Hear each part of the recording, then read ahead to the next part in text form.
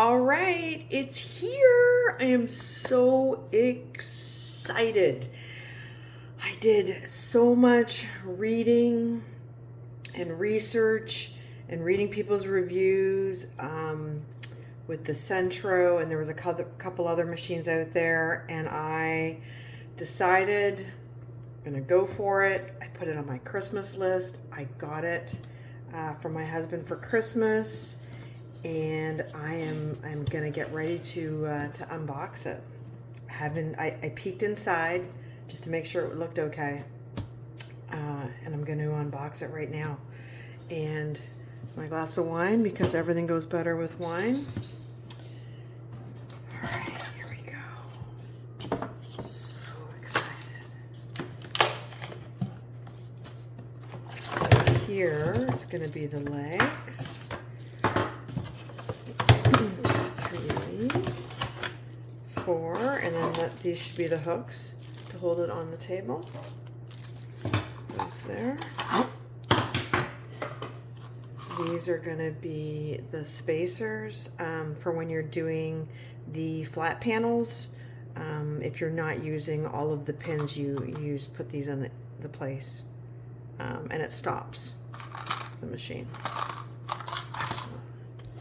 All right, let's take this off to the side for a second. Manual, of course. Pull that on out. Addi Express Kingsize for anybody who doesn't know what this is. And then there are some replacement pins. And then there's a darning needle included with it as well for, I'm going to assume, for casting off. All right, let's put that there. Going to keep that box for later. Oh, it's so beautiful. So obviously, as you can see, there's the handle, there's the counter right here. This is where your yarn is gonna go. I think it's just supposed to pop open or not pop open. Should I read the instructions? Maybe, eh? Okay, I don't want to break it. All right, I'm going to take the feet out of their little bags carefully. Screw them into the bottom. I'm not going to get the clamps on yet, I don't think, so let's do that and then I'll be right back. All right, we got the last leg to screw in here.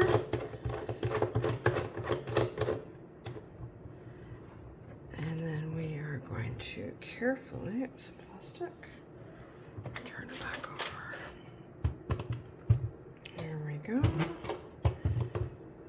I needed a knife to open up some of the plastic. Hopefully my husband doesn't see this. Last time I used a knife to open something, I ended up with 7 stitches. All right, so these will loop around the leg, and then you screw that to the table, but I don't have the camera set up for that right yet. Like I said, there's the counter. Oops, too far. There we go. Handle. And then down here on the side is the switch for the round and the flat. So this is the plain knitting. So this is meant to do panels. And then down is when you're doing circular all the way around. And my table, or my legs, aren't. This one's not screwed in far enough. There we go. Much, much better. Okay. So I think I showed everything. Make sure the operating switch is up for plain knitting. We're going to try circular, so we're going to put it down. And you need to start with the first white needle to the left of the black needles. So that would be this one here. So we can go back Oh, no, hang on a second. We have 3 black needles and white needles, okay. So, the first white needle to the left of the black needles, okay. Which would be that one there. Nope, this one. First white needle to the left of the black needles. That one right there. Okay.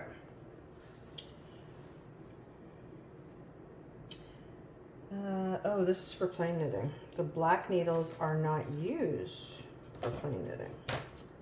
Let's skip to the circular knitting page. So you guys are all confused like me. Plain knitting, circular knitting. So circular knitting, switch over here is down.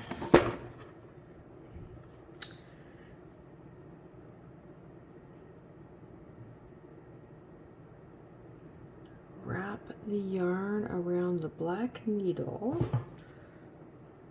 There are 3 of them, left and middle and the right. So let's go back. There's our black needle. And we're going to use the one on the right. I've watched a bunch of videos. Pull some of the thread off through the middle. So it touches the table. Wrap the yarn around the black needle.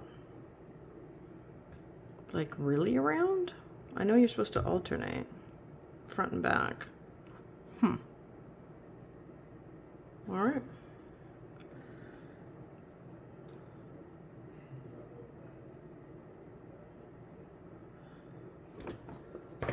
Let's see. I've got some spare yarn here. There's a little knot in it, so I'm just going to drop that down there. Wrap it around. I don't know if it really means around. I've never seen anybody wrap it all the way around to start. I think it just means loosely around. Let's just do this way. And then we have to alternate like this. So back, front, front. I watched some lady doing this and I swear she was speeding the video up, but now that I'm doing this, maybe not. You can almost feel them coming up. Oh, did I do that right? Front, front, yes. Back, front.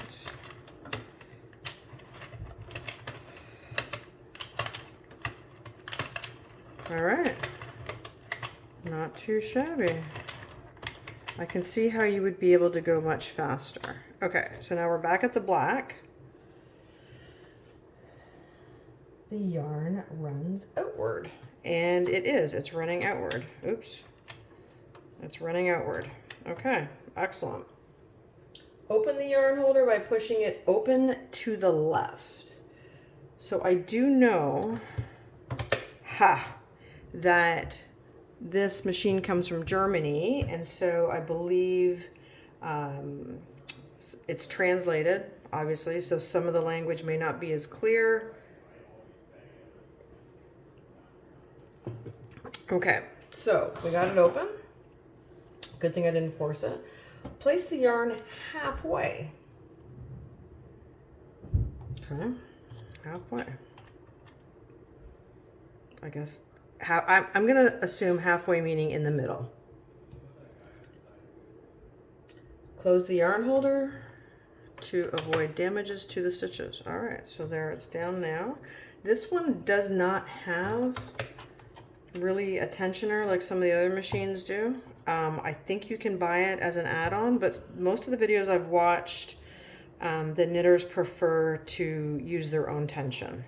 So we're going to close that up. Halfway or entirely into the yarn holder depends on the yarn. Oh, okay. So now there is a picture. Now I understand. So you can put it here, which would be this, like that. Okay. Or you can put it all the way in like that. Aha. Depends on the yarn. Well, this is a pretty reasonable weight. I don't have a number on it because it's just some spare that I have. we're gonna try this. And then we crank. Maybe I should try it. Let's try up. Let's try up like the picture shows. And then we're gonna crank. And I knew it. So I'm gonna reset it. It says 4, I'm not really sure why. I don't think you're supposed to count the cast on row. And it's clicking away. I think it's okay. So I know you're supposed to watch the stitches to make sure they slide down. Once it gets going, I think you can go faster. I have very little tension on this right now. I'm just kind of holding it in place. And it seems to be doing okay. So that's one row. The counter's got that. Oh, now it's like smooth. Oh, I spoke too soon. A little click. Is that one okay? And I know you're gonna check it and push them down if you need to. So far, so good. I unwound a bunch of yarn. It just clicks a little bit. I think that's more the clicker, the counter making the noise. It's not the actual needles themselves. So I'm gonna unravel a little bit more because I want to keep that tension really, really, really super loose while I try this. I have this massive, horrible ball over here that you can't see, hopefully. All right. So that's 3. Oh, we're now on 4. And I'm just holding it really, really loosely. This is amazing.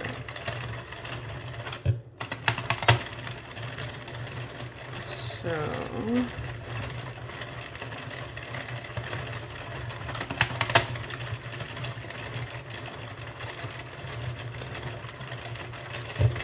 I'm going to finish, let's do one more row. Jumps a little bit when it goes through the counter. Do one more row. And we have a little bit of a knot.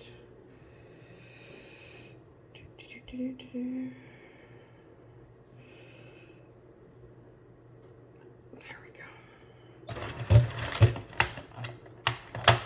All right. So that says 8 rows. So the bottom looks okay. Looks not too bad. I like this color too. It's goes from a blue into a purple. And then I know you would put your needle in and then you would cast off, but I'm not going to finish this. Wow. That was pretty effortless for 8 rows of knitting. So we're not going to do the plain, but that's the circular. That worked really, really well. I'm going to hopefully get some more practice in. I'm going to be doing some patterns from these 2 books that I got for Christmas. They're both Addi books. I wanted to stick with the Addi to get used to it. The books say you can use any kind of yarn in it, so I'm really, really looking forward to making a bunch of different things and sharing them. All right, thanks for watching the unboxing, everybody. I'm gonna make something.